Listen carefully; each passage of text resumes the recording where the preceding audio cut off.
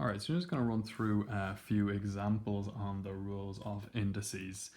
The first thing I'm going to do is just talk through the example in the book here right after they have the rules of indices listed and kind of explained with examples. So I got some question here. So write as a rational number 2 to the power of minus 3. And they want you to use these rules to do it, okay? So 2 to the power of minus 3. Well, minus power means 1 over. So 2 to the power of minus 3 means 1 over 2 to the power of 3. And then 2 to the power of 3 is 2 by 2 by 2 is 8. Okay, so you could do that without using a calculator, using the fifth rule and then just 2 cubed in your head. What I would also say about that one is, if you put into your calculator 2 to the power of negative 3, there's your 1 over 8. Okay, so your calculator does that for you. It is writing it as a rational number for you. Next one, 27 to the power of a third. So most common one we get with the fraction is power of a half means the square root. Okay. You'll get a third as well. So a third meaning cube root. Okay, I'd say they're the most common ones you'll see in the fraction. So be quite aware of that the power of a half and square root mean the same thing. 27 to the power of a third then is the cube root of 27. What number do you multiply by itself 3 times to get you 27? And the answer is 3. All right. Again, if I just put in 27 to the power of 1 over 3, there's my answer, 3. If you want to really force it to be a rational number, write it as 3 over 1, but 3 is fine. Next one then, part 3, 32 to the 3/5. So they do a bit of work here. They kind of, they split, they use rule 4 here, kind of in reverse almost. And then they use rule 6 and they end up with that. And you can read through that. But again, if I do 32 to the power of 3 over 5, 32 to the power of 3 over 5, calculator tells me that's 8. All right. Part 4 then, if I do, so 4 over 9 to the power of minus 3 over 2. And there's a good bit going on here. They end up using 4 rules to sort it out. Okay, you can read through that and track that yourself. But if I do 4 over 9, I'll put it in right, 4 over 9 to the power of minus 3 over 2, 3 3/8, press change, 27 over 8. So I've got the answer without actually using the rules and using the calculator. And look, the way that question's written, there's no issue with using the calculator. Okay. There is, however, there's other ways they can write the questions that force you to actually use and engage with the rules. So I've got some examples of that here. So I'll put up the kind of rules here and I'll work through this.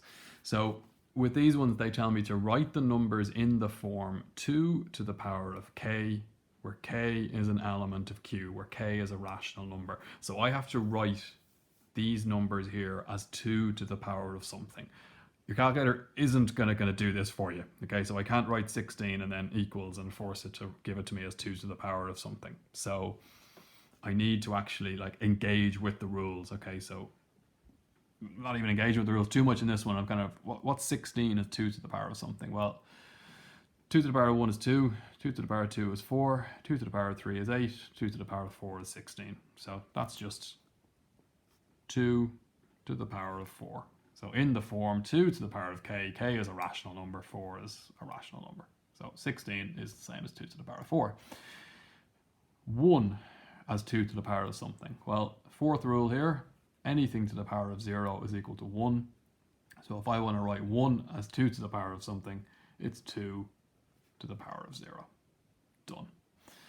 Square root of 8. So there's two things going on here. Square root I associate with power of a half. So this is the same thing as 8 to the power of a half.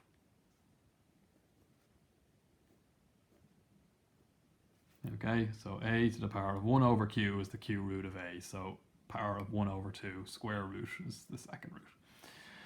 It's still not in the form 2 to the power of something. So what else do I need to do? Well, 8. What's 8 is 2 to the power of something? 2 to the power of 3 is 8. So this is equal to 2 to the power of 3. And it's still all to the power of a half. Okay, so it's the 2 to the power of 3. I'm subbing in for 8. I've still got power of a half. It's not quite in the form they want yet. They want it just as with a single power. But you'll see here I've got a power inside and outside the bracket. What do I do when I have a power inside and outside the bracket? I multiply them together.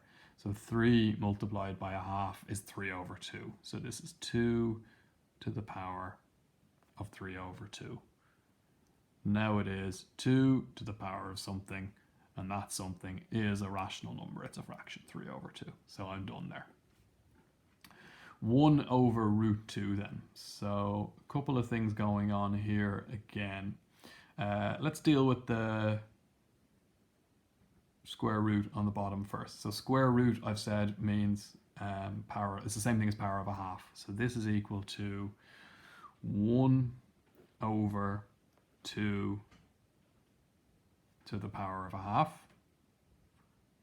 That's grand.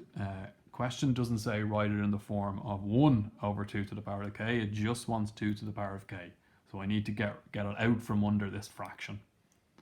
So what's 1 over?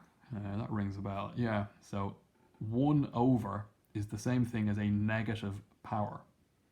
So I'm kind of going from right to left here. So I'm starting with something looking like this, and I want it to look like this. So to get rid of the 1 over, I write it as a negative power. So this is equal to 2 to the power of minus a half.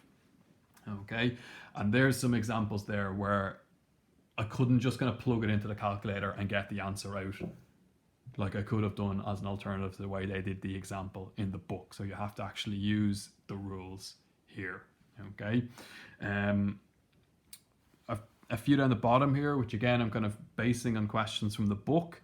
What I would say about these ones is, again, you can't just use the calculator for these, the ones where the book wants you to evaluate them on the next page. But I'm going to ask you just to kind of use a rule first. Try and do these without using the calculator, basically. I'll check my answers in the calculator here, but let's try and do these without using the calculator. So 36 to the power of a half. Absolutely, I could just plug that in. But what does a power of a half mean? A power of a half means square root. So 36 to the power of a half is the same thing as the square root of 36, and that's equal to 6. Okay? 2 to the power of minus 3. Well, negative power means 1 over. All right, so 2 to the power of minus 3 is 1 over 2 to the power of 3. Okay, so you keep the power, so it is still 2 to the power of 3. It's the minus here, which gives me 1 over. What's 2 to the power of 3? 2 by 2 by 2 is 8. So that's 1 over 8. 22 to the power of 0. Anything to the power of 0 is 1. So 22 to the power of 0 is 1, using the rule there. 64 to the power of 1/3. A half is the most common one you use. A half means square root.